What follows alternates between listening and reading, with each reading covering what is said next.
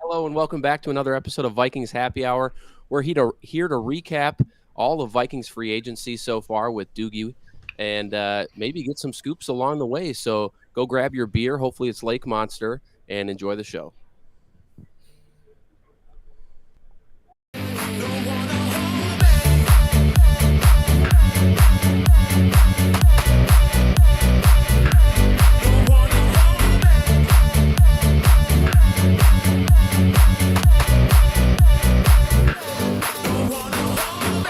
Welcome to Vikings Happy Hour, where we mix our favorite beverage and talk of your Minnesota Vikings.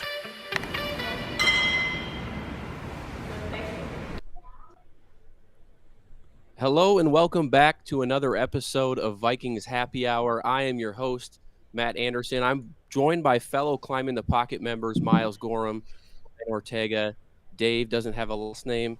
And tonight, Darren Wolfson, KSTP, the Scoop podcast, you can find him on Score North as well, is joining us this evening to break down everything Vikings free agency.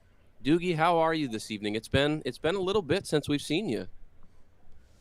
I'm doing well, Matt. Appreciate you guys welcoming me back. I guess I didn't bleep up enough the previous times I've been on that you extended the invitation once again. So thank you. Yeah, a lot going on, so good time to be on. Well, I think we should just dive right in. Some news kind of broke a little bit before we hopped on the show. Ben Gessling of the Star Tribune kind of reported that the Vikings are maybe looking at trading Danielle Hunter.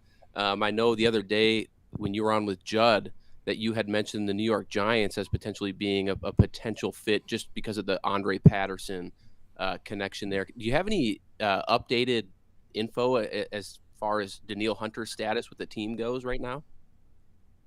I'll tell you, Matt, I actually had a nice conversation with Andre at Gophers Pro Day earlier today. It was great seeing Andre.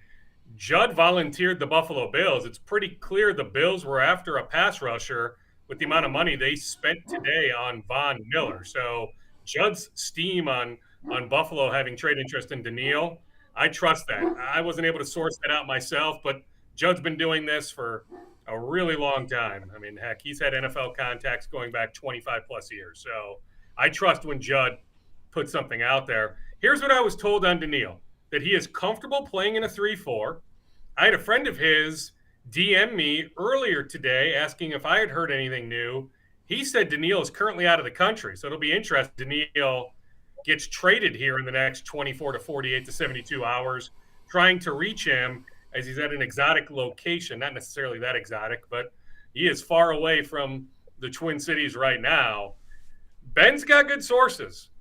I haven't necessarily heard that myself, but is it entirely possible that Danielle's representation, a guy by the name of Zeke, as he is chasing more money, like you look at the amount of money some of these pass rushers are making, it's pretty evident, even though Danielle has been hurt a bunch the last couple of years, that he is underpaid. Now, Danielle's the one who, ultimately said, hey, I'll sign that contract a few years ago. But like, you look at some of these contracts, like I know when Joey Bosa got paid by the Chargers, like I know Danielle, like what the bleep? Like Joey Bosa got that and I'm making this. How does that add up? And so I imagine it's some conjecture, admittedly, but that Zeke, Danielle's agent, has had conversations with the Vikings about some sort of extension, reworking Danielle's contract, trying to get him more money. So we've had these conversations about, transferring his roster bonus into a signing bonus, that he's due this bonus here, 5th day of the league year, which is what, Saturday or Sunday. It's fast approaching. But, like, I wouldn't be shocked if his agent in these conversations has said, hey, like, let's get my client more money.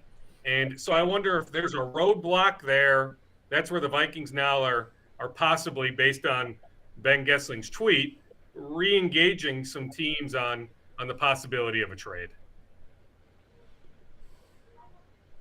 Yeah, and I look at this situation, and we just go and extend Kirk Cousins another year, buy ourselves some cap space, maneuverability, whatever you want to call it. That to me at least, when you look at a 34-year-old quarterback, that signals that you're ready to kind of continue to compete. And now you're sitting here trading your best asset potentially away, at least on the defensive side, which is already thin as it can be. It just doesn't make a lot of sense. Can you talk to us about maybe their thought process behind this and why they put, I mean, obviously you started to a little bit there, but like how this makes sense in the grand scheme of things? Why extend Kirk if you're going to do this with Danielle? Well, you're right, Ryan. There's no evidence to suggest the Wilfs, they've owned the team now for 17 years, that they're willing to hit the reset button. They really feel like 2022 can be a Super Bowl year. We can debate whether, they're being delusional or not, but that's the way Ziggy and Mark feel. So why would you trade Danielle Hunter? I imagine if they trade him, Ryan, the return is going to be significant. Like, I don't think they're trading him for 2 third-round picks or even a second and a third. Like, if some team wants to put a nice first-round pick on the table, okay. I think you have those conversations, especially if Danielle is asking for more money immediately. But, yeah, like, if you're looking to compete here in 2022, you keep Danielle. And, like, I'll go in a different direction here, too, based on the question you asked me. I had somebody who I trust say, you're starting to see why Ryan Poles didn't want to come here for his interview. That Ryan Poles is stripping down Chicago, right? Like, to the bare bones. And I think Ryan was interested in doing something comparable here. And through the grapevine, through his great agent, Trace Armstrong, who also, by the way, represents Kevin O'Connell, that the word was the Wilfs are not interested in any sort of strip down. And I think Ryan said, okay, I've got options. The Bears really want me. I can execute my plan in Chicago. No reason for me to even come to Minnesota for that second interview, even though the Vikings really wanted him to come to Minnesota for an in-person interview. So, yeah, I'll be curious to see, as the night goes on, as tomorrow unfolds, unless some news breaks here in the next few hours. But as tomorrow unfolds, as I try to gather more information, like what sorts of offers are they receiving? And I think there's probably more teams. Like, we could probably put together a list of teams that would have interest in Danielle. Look at some of the teams that swung and missed on Von Miller. I would imagine those teams are still looking for a pass rusher. But, yeah, I mean, I think the Giants would be interesting. I mean, do I think Andre Patterson thinks the world of Danielle? Do I think Danielle thinks the world of Andre Patterson? Now, that doesn't mean that Andre's got unbelievable pull, as he just started there with the Giants. Defensive line coach can all of a sudden influence the new general manager there with the Giants to offer a good amount for Danielle. But there's no denying the love fest that exists between Danielle and Andre. Hey, Doogie, you talked to about piggyback off the polls comment. I thought that was perfect, because I was thinking about that before, because we've heard some rumblings about who was the first choice for the Vikings when the GM situation was kind of sorting itself out. When you talk about that, one thing I want to preface is that I think you can see fans are very frustrated with the current direction, but I think you can kind of see how handcuffed and like strung tied up someone like Kwesi and the rest of the front offices right now from where ownership wants to go, because you can't look at the Vikings' current cap situation and expect a lot of major turnover or changes without actually creating additional turnover and changes, because they don't have cap flexibility or cap space without continuing to kick the can down the road, which the old regime has done. So right now you're seeing the current regime have to use the same kind of tactics the old regime had to, because they're in a situation the old regime put them in. So I just would be curious, kind of your thoughts on. I'm not assuming Kwesi wanted to completely burn it down to the ground either, but at the same time, do you have any inkling or understanding of, like, maybe there's a little bit more that Kwesi would like to do, but he's kind of being handcuffed from leadership right now? Well, I think there's probably been some interesting back and forths. I can tell you that much. Now, if you're Kwesi, like, you weren't going to turn down this opportunity. Like, nobody else was willing to give Kwesi this opportunity.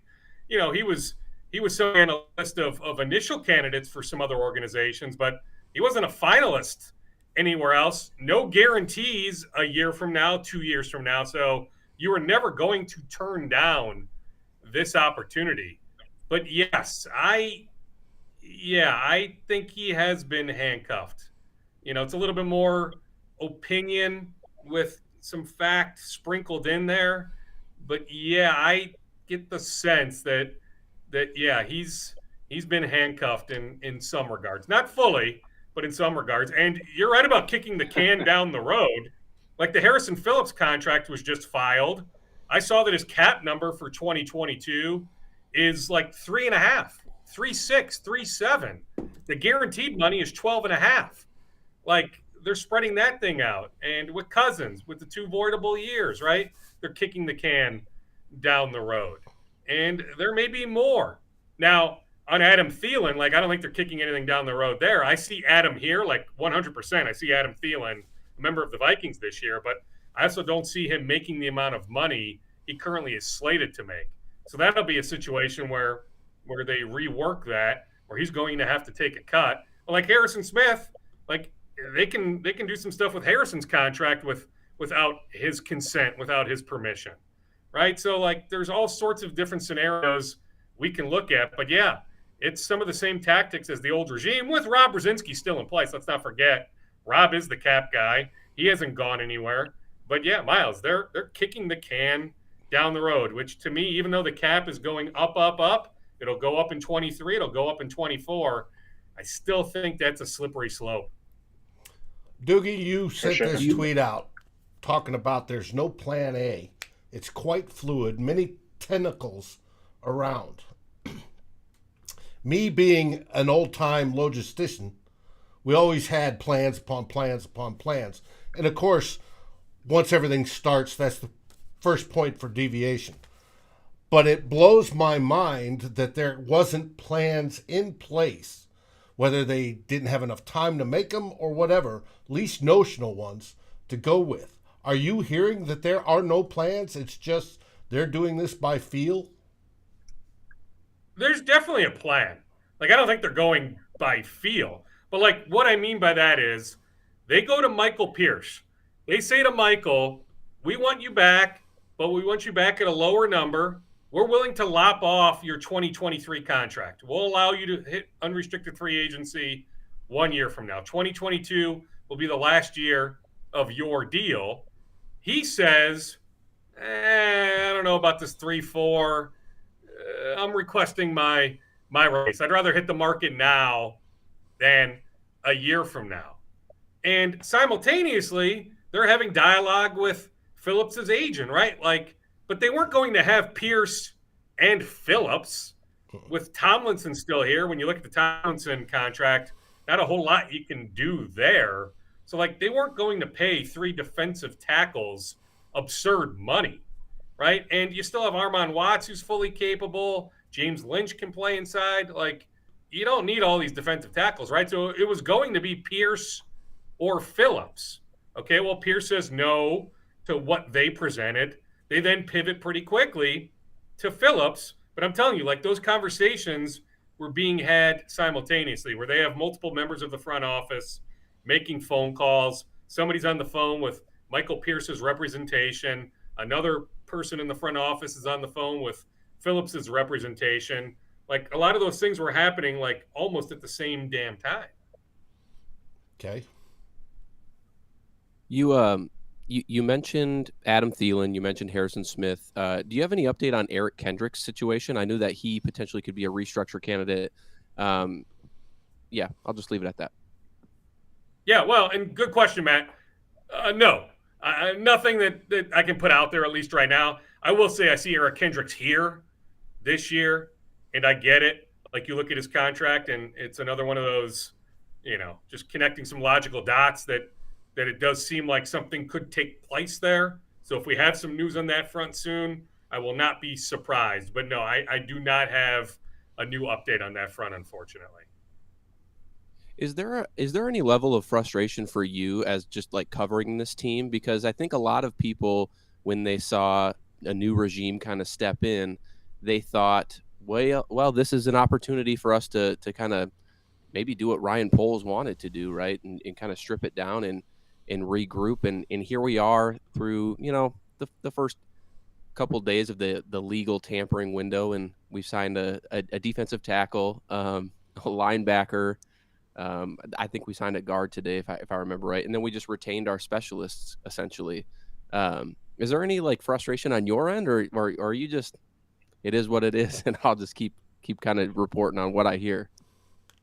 Yeah, I mean, Matt, the latter, right? Like, I root for storylines, and this franchise year after year has provided plenty of material, right? So I don't have any complaints. Sometimes I wish some people over there would text me back either sooner or just text me back, period, right? Where sometimes the texts come in randomly, right, from multiple people in Egan. So sometimes that gets frustrating that they pick and choose when they want to get back to me. But no, this is fantastic.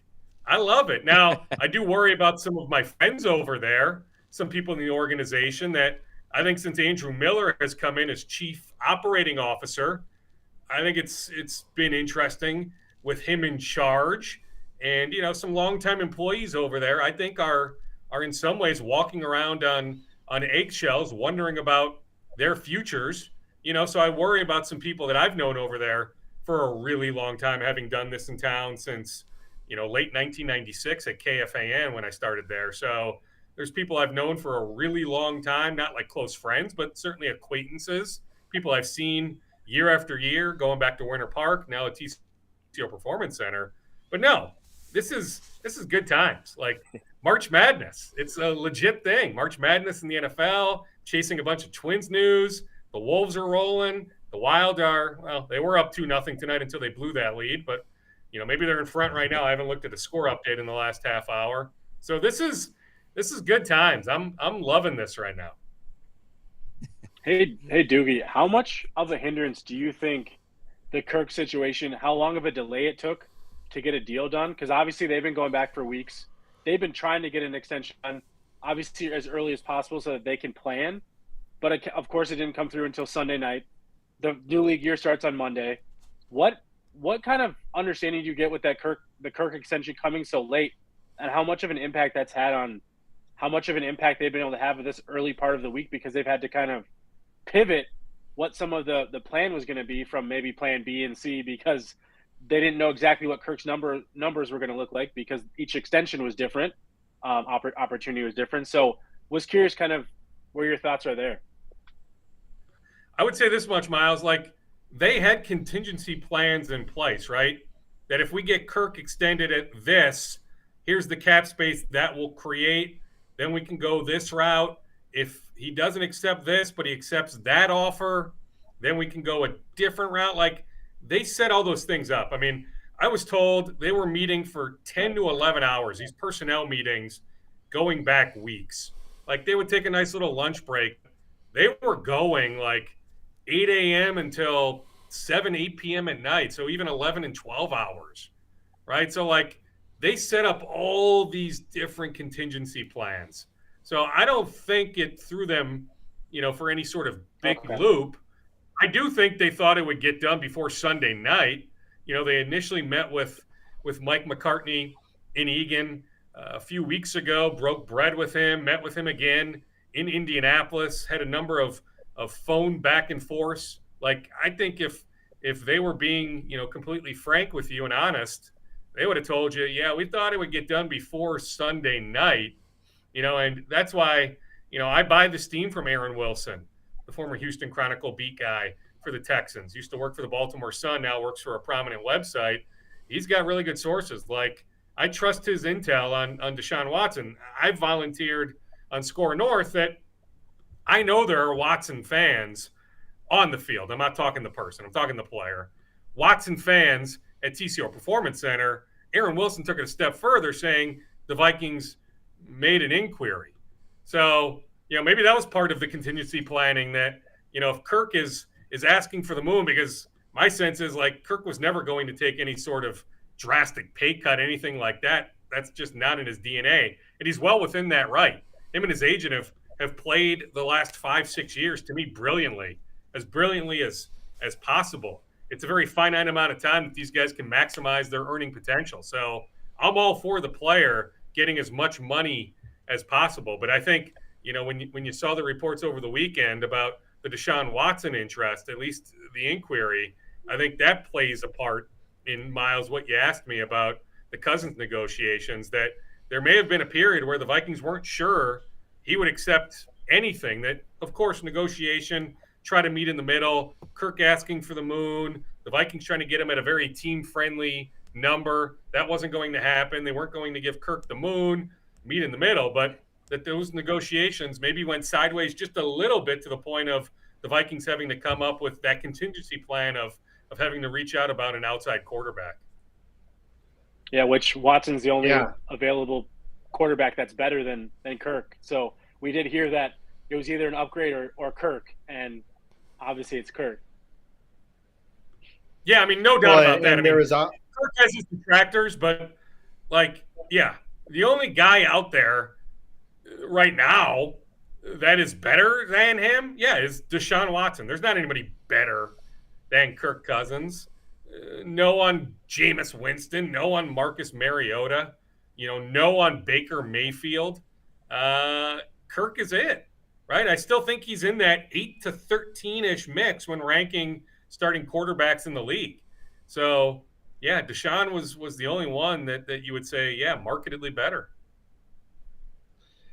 And it brings up an interesting point, though. Like, at a certain point, like, we're only at this moment in time being able to pay the bare minimum for whoever we're getting. Random guard from Denver, and obviously Jordan Hicks was a pretty good signing, actually. But this practice squad tight end from the Rams. Like, we're not bringing in high quality talent, so we can't support Kirk with the moon. So at what point would it have made a difference?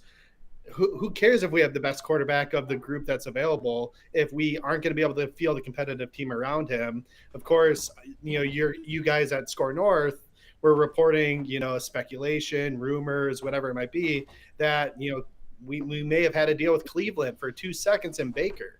Right? At least that accelerates your rebuilding process with more cap space and draft picks, right? Obviously, as you just alluded, Baker is probably not better than Kirk at this point in time, but who cares, right? Like, we're at least creating cap space, build around him, and have more draft capital to go continue to fill out your team. I mean, was that part of their thought process potentially? Or, like, what I'm having a hard time understanding is you go and pay a 34-year-old quarterback the kind of money, and again, it's a pretty decent deal given the fact that they spread it out over 4 years or whatever it is, but we're not in a position to compete. So why have that quarterback at this stage if you're not going to be able to compete? And I know they think they can, but any sane person looking at this roster, and now with the Hunter news, Thielen getting older, still no right guard or center, and we have no money to pay any of them. And, it's just, I'm very frustrated as a fan. I'm very baffled at what we can do next. Just a vent session. I hear you, Ryan. But you said it. They think they can compete. They think a large part of the issues of them missing the playoffs 3 of the last 4 years was Mike Zimmer. That they feel like bringing in Kevin O'Connell is going to be a clear upgrade. I'm with you. I'm with those who feel like the roster is still broken, that this was not all Mike Zimmer's fault. Give me a break on that narrative. But they really feel like with Kevin O'Connell that, some of these issues are going to be fixed. I don't know how you're going to fix the issues on defense, but they feel like with Kevin O'Connell that they can be a top 5 offense, that the pieces are in place for the offense to be really, really good. And there's still more moves to come. Yeah, they would have loved to have Brandon Sheriff. That wasn't going to happen based on the money Jacksonville was offering him. They would have loved to have Austin Corbett. That wasn't happening based on the money he received. But there is interest in Billy Turner. If you put Billy Turner at right guard, is that even just a little bit of an upgrade potentially? I don't know about the center position. I've been asked a bunch about Treader, I don't know on Treader. I've been trying to find out if there's some Vikings interest there. If I find that out, I'll certainly pass it along. I mean, you could also, would you look at the center from Iowa at pick 12? Or would that be moronic? Maybe it would be, when you need a cornerback or a pass rusher, to take the center from Iowa. But there's still ways to fix the interior of that offensive line. So, Ryan, I would say, let's stay tuned on some potential moves. Now, I was told on Shaq Mason, the Patriots reached out to some teams, did not reach out to the Vikings. So Shaq Mason was never an option here. But they certainly have been looking to try and upgrade the offensive line. So let's just see. There's still a bunch of guys out there. I'm actually surprised how slow free agency has been moving. I'm surprised that some of the lower level guys that have come off the board, like typically this offensive lineman the Vikings signed today, that's a signing you make weeks from now. The tight end they bring in from the Rams, that's a signing that happens weeks from now. The Panthers bringing back my guy, Brandon Zylstra. That's a move that usually happens weeks from now. There's been a lot of lower level free agents coming off the board. Then you look at some of the higher end free agents, there's still a bunch of guys still on the board. So I've been fascinated by the way free agency has been moving. But I would just say, Ryan, and that doesn't take out the possibility of a trade. Aside from the possibility of a Danielle Hunter trade, them bringing in some help in that regard. So I would just say let's stay tuned on that. I know everybody wants answers right this second. I have some. I don't have all the answers, but I would say more moves are coming, Ryan. So let's just see what happens. Doogie, possibility while they're going for these second and third tier guys early, it's a new way to look at who's available and get first picks on the guys you actually want in those tiers, so that you're not picking over scraps at the very end. And it might be actually a better way of doing business, because if you have the money, you get the big tier 1 guys. But if you don't and you're only piecemealing, go get the guys you want right now, and before some other team takes it. I hear you on that. And I was told the tight end they brought in today that he had 4 offers, right? So it's not only the Vikings trying to go down that path that you're suggesting. Mm-hmm. Other teams are, right? I mean, I don't know all 4. I know the Rams were one of the 4. The Vikings were obviously one of the 4. I don't know who the other 2 offers were from, but I know the Rams tried to bring him back. The Vikings ultimately land him. So other teams are subscribing to that notion, So I wouldn't be surprised if we have some news in the next 24 to 48 hours of another lower level signing by the Vikings. Doogie, I want to be respectful of your time this evening. So if you have a few more questions, and then you can catch the second half of the Timberwolves game here, if that works out for you. That works, Matt. Yeah. Do you have any indication on what might be coming next? I know you've talked about you obviously expect a move. We've talked about Eric Kendricks, Adam Thielen. Is there a name that we haven't heard of that potentially the Vikings are looking into that you would feel comfortable sharing? Well, I mean, I've put some names out there, but some of those guys have come off the board. Williams, Smith, Turner, as far as I know, unless he has gone off the board in the last couple hours, he's still out there. That's definitely a name, but I think people know that by now. Thielen, I'm telling you, I see Thielen here. They didn't make an effort on re-signing Tyler Conklin. I can tell you that. Gave you the Pierce info.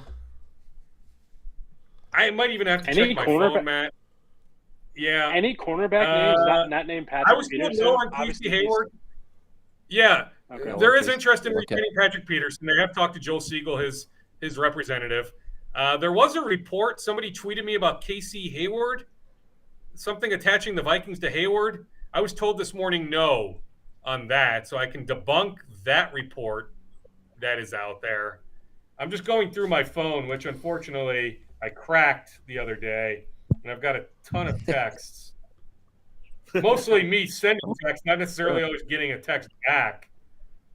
But no, you knew about the punter yesterday. I would just be curious. Like, you think they'd want to get a little younger in the secondary as well, veteran but younger. Obviously, money is a big factor here. But as much as I like Patrick Peterson, the direction the Vikings defense needs to go, I kind of would like him to get a better opportunity elsewhere for his sake. I mean, I'm not saying the Vikings are going to be bad. I don't think the Vikings are going to be bad, but yeah. Yeah, but you might be able to get him back 1-year deal at, a relatively, low number. $5 million. I don't even have the full list of guys, that are still on the board in front of me. I can also add that they've indicated to Mackenzie Alexander no interest in re-signing him. So I'll give you that one. I haven't put that out there anywhere. So there you go. Rob Brzezinski did call Dakota Dozier. Yeah, well, I mean, then there's Fuller with the Denver connection too to Donatel. Yeah, Bryce Callahan is out there. I've checked on Callahan. Unfortunately, I haven't got any text messages back on Callahan. But yeah, the two Denver guys, Fuller and Callahan, I think are interesting names to certainly watch. And I was adding that Brzezinski called Dakota Dozier personally to say we're moving on. But I thought that was a very classy move by Rob. Yeah. Miles, Ryan, Dave, any other questions here for Doogie as we kind of close it out with him and we'll carry on into the second half of the show? You had mentioned you were over at Gophers Pro Day today. Obviously, especially if we trade Danielle, but even if we don't, we're still probably short an edge rusher, a true kind of 3-4 outside linebacker who can, come down into a 4-3 style, hand in the dirt as we go into the nickel. Obviously, Mafe is a big name that's impressed. I saw on one of the tweets out there that he had just an insane vert that came out. So, I mean, can you talk about, him, how he did in the pro day, steam on him at all? Do we have interest? And then also any other names from the Gophers pro day that may be impressed? Yeah, it was a fun day. There were some agents there that I caught up with. It was great catching up with Andre Patterson. Saw PJ Fleck. We just did the knocks and said hi to each other. Didn't really catch up with PJ, but saw a number of people there. I will tell you on Mafe, 41.5-inch vertical. That was his second attempt. But yeah, I mean, that is just ridiculous. 6'5", 260 to be able to have a vertical jump like that. I know he was a bit upset with his bench press of 21, that he felt like he could do more than that.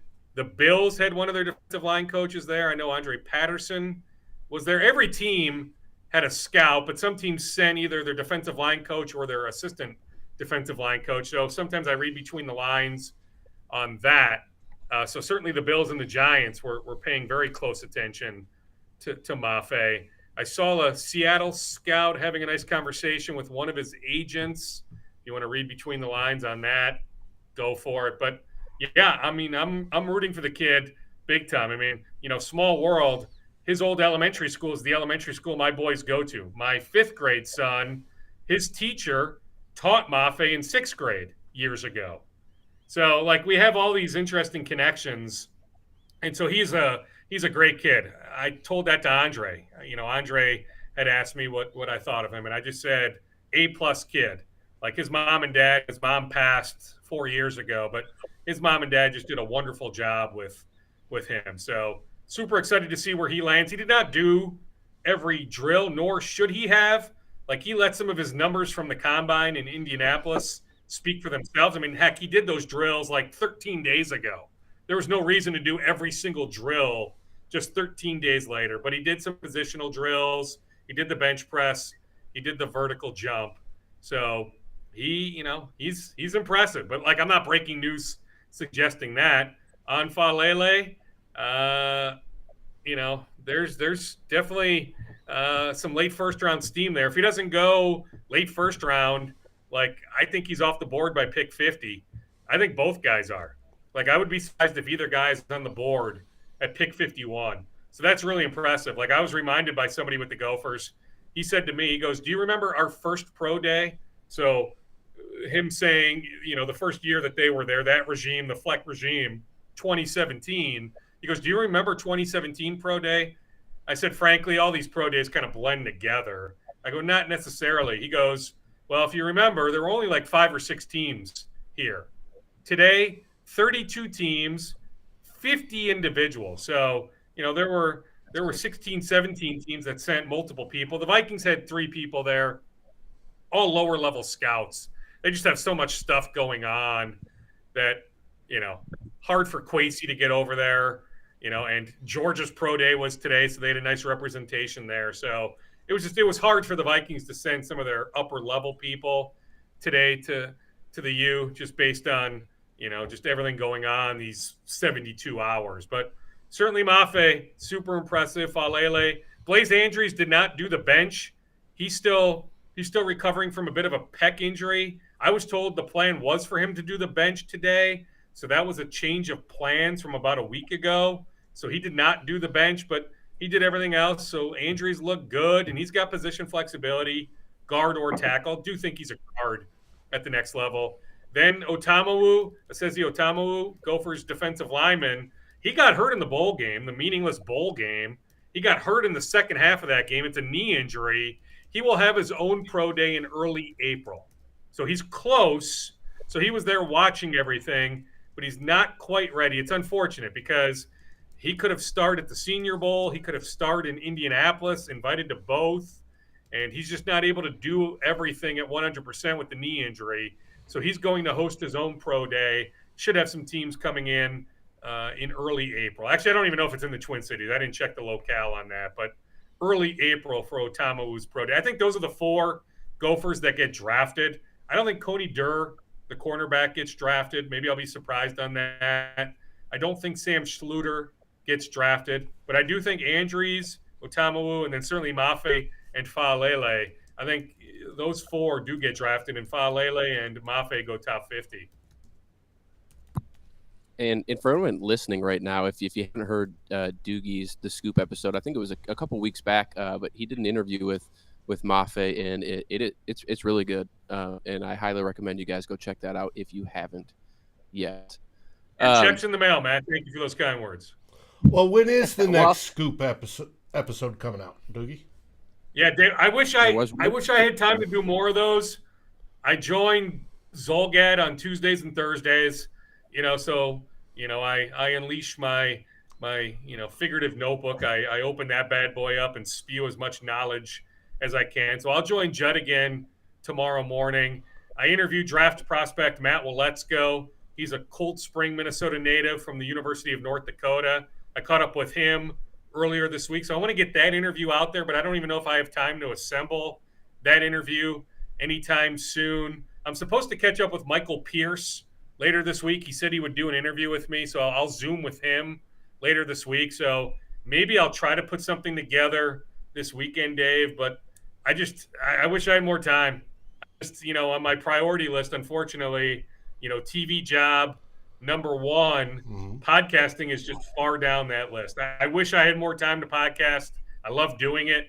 That's my passion more than anything, is just doing stuff like this, just talk radio, podcasting, just with my initial background. But unfortunately, that doesn't pay the bills. So, hey, but we love your work across the board. TV, podcasts, radio, everything. You're great, Doogie. Well, Dave, thank you. I greatly appreciate that. Thank you. Yeah, I share Dave's sentiment. So I appreciate you being able to carve out some time in your busy schedule. It is March Madness, as you said, and it's not just college basketball. It's all across the board. So on behalf of everybody here at Can I ask one more question? Can I ask one more? Yeah, go for it. I meant to ask, and I can't remember if it was been touched on. Barr, did you touch on Barr at all? I was just curious because I know before the new league year officially started at 3, they could technically convert some of his money into they could free up some of that dead money that was going to hit. Obviously, now that the deadline has passed, they can't do that. I was just curious on a Barr situation at all. I mean, this is something I'll do tomorrow with Judd. It's happily named Reckless Speculation, so I'll give you a little preview of Reckless Speculation. I had somebody in the know at Gopher Pro Day today tell me to check on the possibility of Anthony Barr contemplating retirement. Whoa. That his body is super beat up. Now, I still would be surprised, but that's something that I still need to check on. That, I'm volunteering it because somebody I trust who's in league circles told me to at least check on it. So I'm throwing it out there with the preface of reckless speculation because I can't confirm that one iota. But Miles, that is something I'll be looking into. I know that his body is really beat up, but there's still an opportunity to make 7 figures. And so he still might try to monetize his situation the best he can, even though I think he's 25 in that regard. Like, I think he could retire today and he can live comfortably for the rest of his life. But he can still make some money. So, like, I guess I would still be surprised by such an occurrence. But it is something that I was told to check on. In terms of the conversion and all that, haven't heard. If I get an update, trust me, I've checked on some stuff like that. Obviously, they can't. They can't now, right? Yeah. Correct, they can now. But just even interest in re-signing, or like Mackenzie Alexander, like Tyler Conklin, did they verbalize that we're not interested, we don't want you back? Like, any bits of news I hear about Anthony, I'll certainly pass along. But I haven't gotten anything back so far. That's quite the scoop there at the end. Reckless speculation scoop. Not necessarily a scoop. I honestly got mad. I would call it reckless speculation. I think it's fun fodder for, Vikings Happy Hour, this sort of setting. I hope people aren't tweeting, aggregating my words, somehow spinning it saying, Doogie reported on Vikings Happy Hour. No, I'm not reporting it. Do not attach my name to that. Very much reckless speculation. But I thought I would pass it along that somebody did tell me to check on that. Dave was just tweeting that out too, so we'll tell him to stop. I'll delete it real quick. No, I didn't. Doogie, I don't know the next time that we'll see you. I know it's going to be a busy month and a half here, but if you're in town on April 29th, I'll do the shameless plug here. Climbing the Pocket will be holding a live draft show at Lake Monster just down the road. So if you have a free moment, you want to swing down for a beer and hop on the mic for a little bit, be our guest. I can reach out to you too and shoot you a little reminder beforehand. But otherwise, thank you. Matt, thank you again. I will tell you, let's absolutely connect for a beer at some point later in the spring or in the summer. I can tell you, I already know where I'll be on April 29th. It will not be in front of the television watching, what would that be, day 2 of the NFL day draft? Day 2 of the draft. My older son is playing in a baseball tournament that weekend in Elk River, the Icebreaker tournament. And I know a really good 11-year-old team from Brooklyn Park will be in that tournament. His team tied Brooklyn Park last May in the Brooklyn Park tournament. That Brooklyn Park team, that 10-year-old team, went on to lose in the state championship game in the Gopher State League. So that's a really good team. His team ended up tying. It was pool play, so they didn't play, extra innings all the way through until there was a winner. So his team, his fall ball team that played in the spring, that is going to play this spring, it's just a bunch of buddies that have come together, but they're really good. So I will be in Elk River. I don't know the exact location, but somewhere in Elk River on Friday night, April 29th, watching my older son play baseball. Well, you're welcome on that's Saturday the 30th as well. We go live day 1, 2, and 3. Yeah, Dave. Yeah. The tourney goes both days. I'll be really upset because I'd like to be at Maffei's house for the draft. I had a great opportunity a few years ago to be at Frank Ragnow's house the night that he was drafted. He only invited a couple media members, so I was very lucky, very fortunate. That just went back to a standing relationship going back to when he was in high school. So thankfully, that relationship stood to that day, stands to this day, and he's one of the best interior offensive linemen in the league. Thankfully, he's in a good spot health-wise right now, but the Lions absolutely love him. But that was a thrill. I'd love to be at Maffei's house draft night. I don't know if he'll want anybody there Thursday night, just based on, it's going to be close. Like, no guarantees he's going to go first round. Ragnow, there was like a 98%. Like, the Vikings would have taken Ragnow if he got to them. Like, Frank Ragnow was always going to be a first-round pick. I don't know for sure that Maffei will be, but he may not want media there. But if he is welcoming anybody, I'd like to be at his house on Thursday night. But like, I won't be able to be at his house on Friday night. I'm telling you, the older son's baseball takes priority. It does, and that's Absolutely. cool. That's real cool. He loves it. I think we've keeps him off the iPad, keeps him off the PlayStation. So I'm all about it. I don't ever want him to burn out. I worry about burnout, but he just turned 11 last Friday. He can play. He's a good player. Thankfully, he doesn't have my athletic acumen. I don't know where he got it from. He's a good player, so we'll keep it going. Like he's told me his dream is to play beyond high school. So I'll empower him the best I can in that regard, right? I can only control so much, but if he wants to play beyond high school, like he works with a hitting coach, we'll keep doing that. Eventually he'll work with a pitching coach that I know, and again, like burnout's a real thing, and arm fatigue is a real thing. So we're very, aware of that. But like, as long as he wants to keep this baseball thing going, I'm going to help him every chance I can. Cool beans. Oh my goodness. Doogie for the dad of the year. No, definitely not the dad of the year, but no, trust me. I've got a wife that's the mom of the year. I can certainly say that, and she's not listening right now, so I'm not trying to win any sort of brownie points. But she's the rock star, certainly not me. Cool. Well, fantastic. Well, again, thank you, Doogie, and we will stay in touch. So, okay, sounds good, Matt. Keep up the good work, guys. All right. Thank See you, you Doogie. very much. Thanks, Doogie. See you, boys.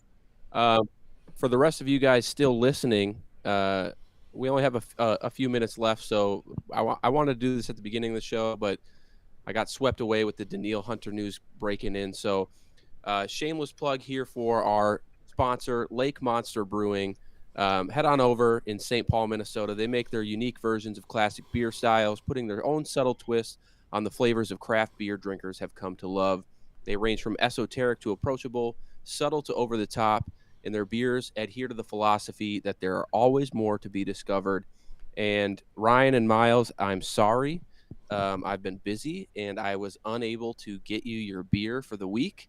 But I can tell you this raspberry sour that they have, if I can get it in the camera, is fantastic. It's good. And it's patio season.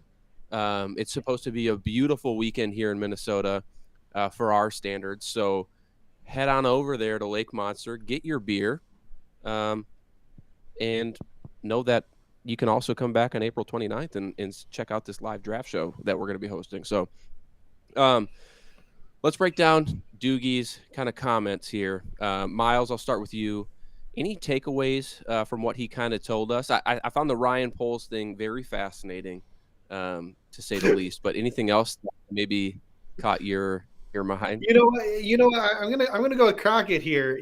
Calling you out for just talking about how great this beer is. You can't get it to us, but you're just gonna have it all for yourself. Luckily, he doesn't have it all for himself. Look what I'm drinking. Well, I mean, that's delicious. Is that Species 1? That's Species 1, and you bet it's good. To be fair, I have some. I've just been sick, so I'm not drinking tonight. But I have some Lake Monster. Prior to the show, Matt's like, "Hey, well, I'm too busy to get you beer. Why don't you just go buy it?" Which I have done. So it's good stuff. That raspberry sour we did have at the when we met up the other day at Lake Monster, and it's fantastic. So, but yeah, to break down Doogie's stuff, I mean, again, a lot of interesting information here. There's definitely a lot of different topics that we covered. So, I mean, obviously we can dive into some specifics here. The Danielle Hunter stuff is just very interesting. Obviously, we had Ben Gessling on the show a couple weeks ago. Obviously, he has some very credible sources. So I wouldn't put it past that, all of this is very, very accurate. It just doesn't make any sense to me. I mean, I just don't understand how you can already have a defense that is so completely I mean, for lack of a better term, just like completely weak. It was already bad last year when we actually had a full defense, kind of startable defense, and we've lost a lot of those guys and we haven't replaced them. And then you're going to get rid of your best one when our defense was actually good last year. Like for the time period, it was actually pretty good, is because Danielle was wreaking havoc in the backfield, and he had a great start to the season before the injuries. So you're going to take the only thing that we have that has worked and trade it away makes no sense. And it kind of goes back to the whole, the Kirk Cousins contract. Like if we're signing Kirk for a year extension to kind of see if Kevin O'Connell can work his magic to continue to develop him at 34 years old, which whatever, if you think you can do it, great.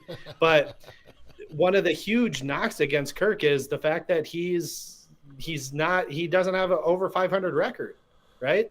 And then you're going to feed him this garbage defense, which is probably not going to lead to more wins. So this is going to still be a mark on him that we're going to have to navigate through.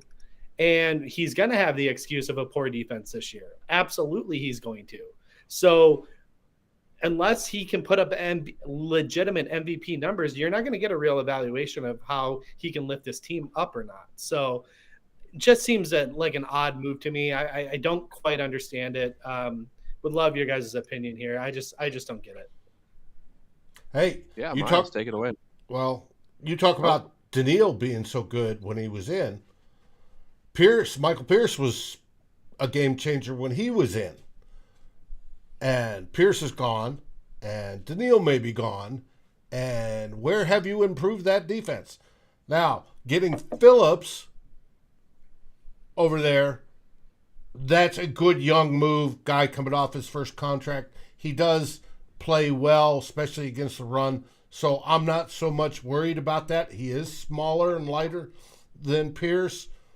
There's going to be a catch-up period, but I do believe he can grow into it. And the Vikings have always done well when they grab that nose tackle off that first contract from somebody else, whether it be back to Fat Pat or, Jerry Ball or whoever, right? They've always done well on that. That I'm not worried about. Then you got the linebacker situation where we signed Jordan Hicks, right? Jordan Hicks is a good tackler, but he's over 30. And it makes you wonder, now, is he going to be paired up with Kendricks or is he replacing Kendricks? We don't know the situation on Kendricks yet. But, if Doogie's right about the reckless speculation of Barr's going to hang it up, which I could see, degenerative knees are painful. Trust me, I've got arthritis in my knees. It can be painful. That, I understand that. That, I think, is a good selection. I don't think it's great. I think it maintains where we were.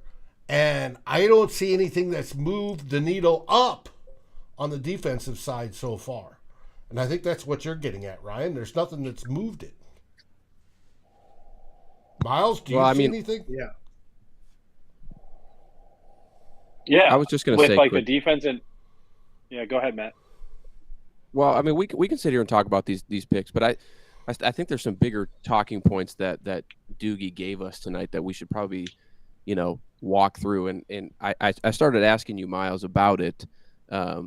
But just the Ryan Poles thing is fascinating to me, and almost like there is this restriction to Kwesi's, start here as GM. And so I want to know your thoughts because I appreciate kind of how you look at the scope of the Vikings and how they run things. So what did you think about Doogie pretty much saying, maybe Ryan Poles chose to go to the Bears because of the Wilfs? The funny part is I've been thinking about that stuff. It's not just the Wilfs. I know it's a collection of the leadership, but it's not just Andrew Miller. It's not just the Wilfs, but it's a collective of them. But collaboration. I've been thinking about that. Sure, yes. I think the tough part for Kwesi and any new GM that was going to come in, they were all you look at who all they interviewed. There weren't many true experienced. They didn't. And I don't think they even interviewed any former GMs, if I'm not mistaken. I could be wrong, but if I'm not mistaken, that in itself is a part of the power dynamic, right? Any previous GM, anybody that has experience coming in, they wouldn't let someone like the Wilfs and them have all that control of some of the decisions that they want to make on the roster. So I go back to when they asked Kwesi in his opening presser, do you have the final decision making on the 53-man roster. And I know people were hesitant. Does that mean the head coach has it? Because Kwesi kind of sidestepped the question. I don't think it's about whether the head coach has it. I think it's not just Kwesi, clearly. I think it's a collection of people that he has to maybe run up the ladder for some of the decisions. And obviously some of those decisions chime into are people like your quarterback, situation like the Danielle Hunter one right now. Like what they have to do with some of the roster construction that's happening in the cap situation is not just about Kwesi getting to make final decisions. At least it doesn't feel that way. I could be wrong. It definitely does not feel that way. And so the one thing I would caution fans on, and I'm trying to be better about this for myself, is Kwesi and company inherited the old regime's mess. So I know what we want to do and what we see is go out and try to sign everybody, try to fix everything about the roster. And I understand the Kirk situation, because for me, if you're going to bring Kirk back, there's no excuses for me, because if you're going to pay a 34-year-old quarterback that kind of money and give him that kind of control under the structure, that means you need to be trying to win now. And that, but again, I'm okay with not throwing everything and just trying to do what the old regime did as well. So I'm okay with a little bit of the slow play, but I would just say, like, Kwesi inherited kind of a mess. And so it's not going to be an overnight fix. And as much as we want to see them make all these huge moves and splash moves and be a part of everything that's going on right now, they don't have a lot of that flexibility right now to do that. And so, or if they were to do that, that means they're kicking down, they're doing what the old regime tried to do, which was just continue to kick the can down the road with older, aging, expensive vets. And so what we're going to see next is some of that trying to maneuver the cap. And the big domino next is Danielle. And so if they can't find a reasonable extension with Danielle, in a similar fashion to Kirk, you either trade him or you kind of let it ride. Because if you were to do the conversion of the signing bonus, which again, that still might happen. We don't actually know. There could be factors within that we just don't know, that's why they're not doing it. And so there's just moving pieces, and I'll let you go, Ryan. There's just a lot going on, and as much as I want to see stuff happen, they will make some moves. It's just about organizing what some of those final moves look like. Yeah, and I want to caution people. Like, obviously, I've seen a lot on Twitter and even in the chat here tonight. And again, thank you for everyone who's listening in live with us right now and listening in to us next day on podcast here. You know, we really appreciate you guys. I don't think we really need to be down on Kwesi. I don't really think Kwesi is like Miles, like you were saying, he's not the end all be all right now. Like, obviously Rick for the most part was the end all be all. He made all those decisions. Obviously with the collaboration. And he didn't originally. Rick didn't originally when he first got here either, by the way. So like that's something. Right. Like there was that triangle of power or whatever they called it. Yeah, exactly. We're kind of back there. So we're kind of back there. So Kwesi probably. Yeah, so Kwesi probably needs to earn, I guess, so to speak, that trust with the Wilfs and with Andrew Miller and whomever to kind of be able to do that. But so a lot of people, throwing shade at Kwesi. Again, this isn't him that's making all these decisions. And sure, I know it's really unflattering and I'm frustrated too. I literally get it. As fans, we're literally seeing, practice squad tight ends and practice squad offensive linemen being signed to 1-year non-guaranteed deals while you see the Bills making 2 big splash plays today, or you're seeing the Jaguars, overpaying recklessly with the amount of money that they have, right? Like you're seeing all that, and I get it. It's frustrating, but at the same time, you got to understand this is a process. As Miles said, they inherited a mess. We have to clean up the mess before we can really move forward. Again, it's frustrating when you see a move like the Kirk move or potentially this Danielle move, and you're sitting here saying, okay, well, this doesn't make sense if we're trying to clean up a mess because we're not really moving forward in the right way. And again, I'm frustrated, like, why are we signing a D tackle when we have no corners on roster outside of Cam Dantzler and Chris Boyd, and Harrison Hand, I guess, is a corner, right? Like, it doesn't make a lot of sense. But again, they probably have a structure in place. They probably have a plan in place. It's going to be a slow play for the time being. We're day one into free agency. Let's give these guys some time to kind of earn your trust, earn your respect without casting judgment so quickly. Well, and real quick, the two signings. The guard Schlottman. I don't know. I don't even know how to say dude's name. He's a reserve backup. Like, there was no guaranteed money. Like some of that and the tight end signing Munt. Those two signings, like, I know those are typical signings from like 3 weeks into free agency, but if you can come to an agreement with basically a non-guaranteed contract for two players that you have interest in for competition and depth, you get it done whenever they accept.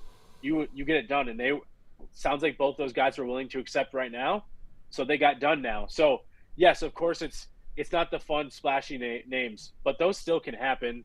And I think, to someone else's point, trades can still happen. And so if they were to trade Hunter, I would not be surprised if they tried to get, besides draft compensation, a potential player back, because obviously they need players, they need bodies, they need talent.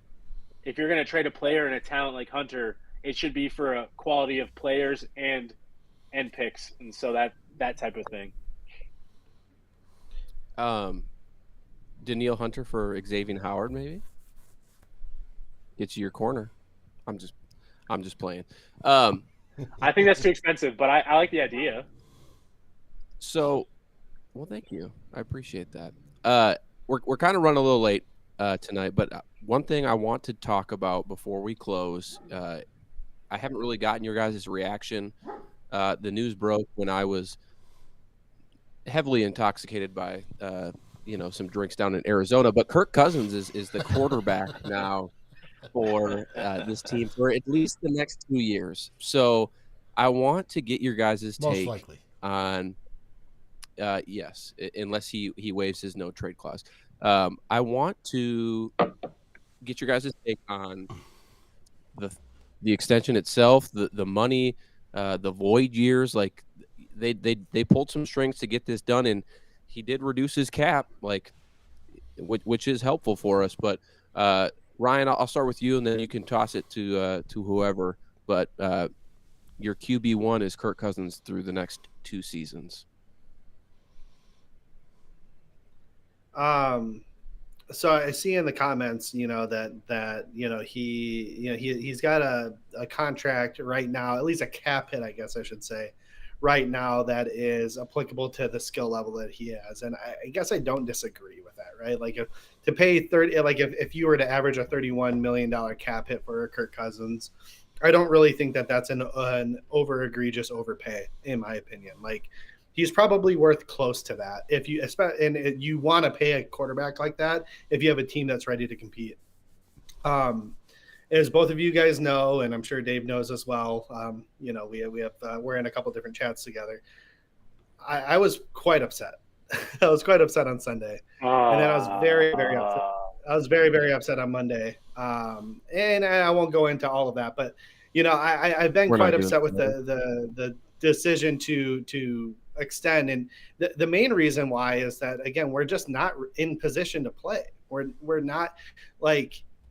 And I alluded to this with Doogie when he was earlier. We're just not in a position to do what we did. Like, and all we really did, and I've gotten in a lot of arguments with people on Twitter over the last couple of days, and I hate arguing with people on Twitter because it just doesn't do anything. But that again, it's a fair compensation for him. But essentially, what we just did is we elected to have one more year of Kirk Cousins, but we're going to pay for him for an additional 3. So let's just say hypothetically this year goes awry, and we got the void this year, next year, but then we have void years. Well, we have void years that we're pushing cap onto. Again, it's not huge hits on those void years, but it's still hits on the void years. Well, it hits on the first void year where it comes in at, if I remember correctly, about 12 million, something like that. It's 6 point something percent of cap. I'm not going to load up the slide, but that negates a rookie contract at that point. Yes. But And that's exactly where I was going with it, Dave, is that we're literally, if we get to a point where we want to move on from Cousins, which we will get to a point where we want to move on from Cousins. Now, any rookie you draft either this year or next year, which is probably 2023, we're already we're not cap strapped because we're going to lose a big contract off of Kirk. But the whole point is to take a rookie contract and maximize his surroundings and build a team. I mean, you look at some of these very successful teams that are going to the Super Bowl. You got the Bengals, you got the, the Seahawks. They won the Super Bowl. I mean, there's, a lot of, I think every year there's been a Super Bowl team with a rookie quarterback contract. But when you maximize that contract and taking 12 million of those dollars and paying it to a guy who's not even, paying for a guy that's not even here, just doesn't make any sense to me. And when you're not going to have a competitive team this year. And that's where I'm frustrated is I get it. If this was 2017 and we're going into 2018 and you want to pay Kirk, it made a ton of sense. I was fully on board. When we don't have a 2017 roster going into 2018 year, going into 2022, we don't have it resembling that. So for me, it just didn't make a lot of sense. I was okay just, trading him to the Colts for picks. I was okay trading him to the Browns for Baker and some picks. I was okay trading him in Seattle for some picks. And Drew Lock, I don't really care. A bridge quarterback, a Drew Lock for 1 year, a Baker for 1 year, a Sam Darnold for 1 year. Who cares as long as you're getting draft picks back where you can build that team for the next guy. And if that guy who we took back in place, the Drew Lock, the Sam Darnold, or the Baker Mayfield, could actually become something, great. Like Miles, you've mentioned this multiple times in the chat. If Baker Mayfield came in here out and we got those 2 second-round picks and he balled out and he put up a phenomenal year, we can franchise tag him. And then you can you can see if he can prove it and then extend him long term if he's great. And if he's not, you can go draft a guy. Like, it just didn't make sense to me. Again, is the contract fairly compensated from a cap hit perspective? Absolutely. 31 million for Kirk Cousins is not bad. It just wasn't the right move at the right time because we just don't have the team around him that's going to be successful personally. So I viewed it as 35, and compared to like Aaron Rodgers, that's about where he's at. So I thought that was good. We're actually paying him less, than he wanted. So I'm cool. That's why I say he's an expensive bridge quarterback. Would I have liked a decent bridge quarterback and 2 second-round picks? Yes. Or whatever other teams were offering? You bet. But like Steve said, he said loves mediocrity. They love putting a competitive team that's right around there, may get into playoffs, may not, be in the news, sell tickets, sell merch. That's what they love.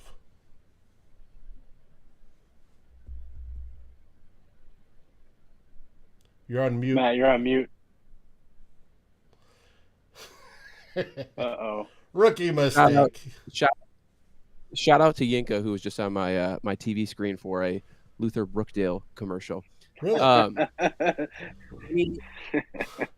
sexiest man in Minnesota, Yinka Allende. Any final thoughts from you three as we wrap this show up? I just wanted to say one thing about Kirk. It's not about the player. It's about the structure of the contract. And I think that's always gets missed. Everybody loves to talk about the cap hit. When you have to go back to your quarterback every other year to say to your highest paid player every other year to say, hey, we need to talk about lowering your cap hit every other year because it's so high that we need to do stuff so that we can help build around you. And instead of actually having wiggle room to do that, the in turn you have to just redo another contract and redo another contract and redo another contract. That's my problem with the Kirk situation. Kirk is a really good quarterback. I'm sick of having to preface that. I'm sick of being called a Kirk hater because I don't like Kirk's situation. It's not Kirk the player. I think Kirk's a good player. Yes, sure, there might be some deficiencies, whatever. But I think that's a good if you had signed Kirk to a 4-year, whatever number deal, and maybe you had a void year toward the end of that too. But you have an opportunity to give yourself time and flexibility within Kirk's contract to then continue to build around him. Then I'd be having a different conversation about how I felt about Kirk's extension. But instead it was just, hey, Kirk, here's another year, fully guaranteed, and now we can't trade you unless you let us. And here's another, it's just about handing Kirk another more leverage and more like control of his fate. And again, if that's what Kirk wants to do, I have no problem with Kirk doing that. Kirk has obviously he's made the most money out of any player since 2016. Good for Kirk Cousins. I'll never blame a player for getting their money. At some point, the Wilfs and the Vikings need to say enough is enough, because we haven't seen the return on those fully guaranteed contracts. We haven't. That's not just on Kirk, but as the leadership looks at the collective, it needs to be about winning. And so it's not just about one person and one player. That one player happens to be the most important person and player in the franchise. So that player needs to carry their weight. And I think Kirk has done a really good job of being a really good quarterback, but at some point there's just not enough flexibility to warrant the structure of what they're doing with it. And so that's my issue with it. And they've just, again, hamstrung themselves into having to do the same rodeo again next year. And to follow up on that, Miles, a bit too, is that you're right. He is a very good quarterback, and we shouldn't have to preface every conversation with that. Again, according to Kirk haters, we all think Kirk stands, or whatever you want to call him. Apparently, we all just absolutely hate his guts, and we don't. He is a good quarterback. He's a very good quarterback. You can go to the Colts or the Browns and make them instant contenders. Like 100%, they could be instant contenders. It is our situation, and the situation he's put us in with these, like you said, the lack of flexibility. So it's frustrating because we want to cheer for this team, and we will cheer for this team. We're fans of this team. I don't care if Kirk Cousins is a quarterback. I don't care if Kellen Mond's a quarterback. I don't care if whoever, right? We're going to cheer for this team regardless. We're here every week to talk about our love for this team. We can still disagree as fans about how the team is deciding to move forward, but it doesn't mean that we're still not fans. And that doesn't mean that we hate the quarterback that we have. We just don't love the situation that the contracts have put us in. And that's okay for us to disagree. There's people who are paid a lot more money to do the job that they do because they think that's in the best interest of the team. And that's okay. If that's what they think, go ahead and do that. We have different opinions, and that's the world that we live in. So I think that's a good way to end it. I'm digging. Oh, what's up, Dave? We have March Madness, baby. I was getting to that. You don't think I was going to close with something as good as that? Of course. As Dave just threw on the screen, we have a March Madness Monster sponsored giveaway contest, you name it. First, second, and third place. First gets $50 gift card. Second gets $30, and third gets $15 to Lake Monster Brewing. So if you haven't signed up yet and you're sitting here watching tonight's show, or you're listening early tomorrow morning, I guess you could technically even enter after the games, but you would be at a disadvantage. But more power to you.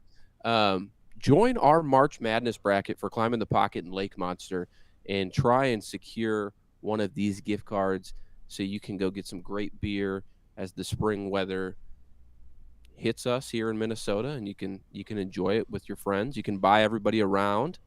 I'll be competing. I don't know if Miles and Ryan will. But yeah, if you haven't yet, if you win, if you cheat like me and look at the odds and look at the expert picks, right? If you win, that's free beer, people. Can't beat that off with a stick. It is absolutely wonderful, and Lake Monster makes some of the best beer in Minnesota, if not the best beer in Minnesota, and we are proud to have them as our sponsors. And I'm proud to have it go down the old... Absolutely. For everybody that watched tonight, thank you. For everybody that's listening to this on the podcast, thank you as well. Next week, it's just Ryan and I. No guest, because we are doing a test run of a live show at Lake Monster Brewing. All this Lake Monster Brewing stuff just keeps rolling in. A live show next Wednesday night in St. Paul, Minnesota. We'll be testing it out. No guest, because if things don't work well, we will be canceling the show. Hey, but what if somebody's there at the Lake Monster Brewery and happens to join you? Can they hop on?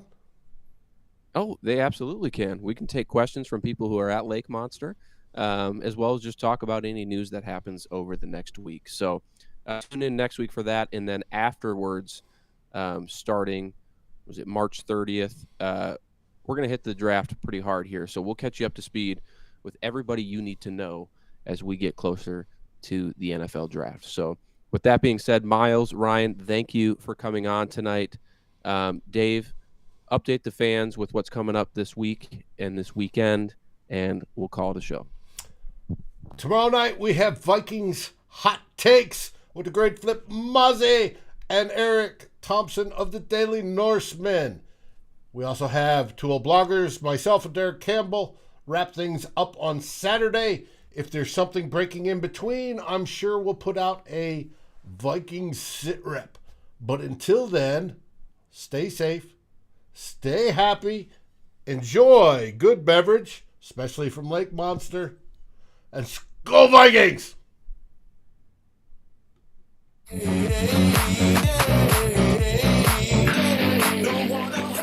Thank you for watching or listening. As always, if you like, subscribe, and ring the bell for notifications. And if you're listening to the podcast, please rate us on your favorite aggregator. Skol, everybody.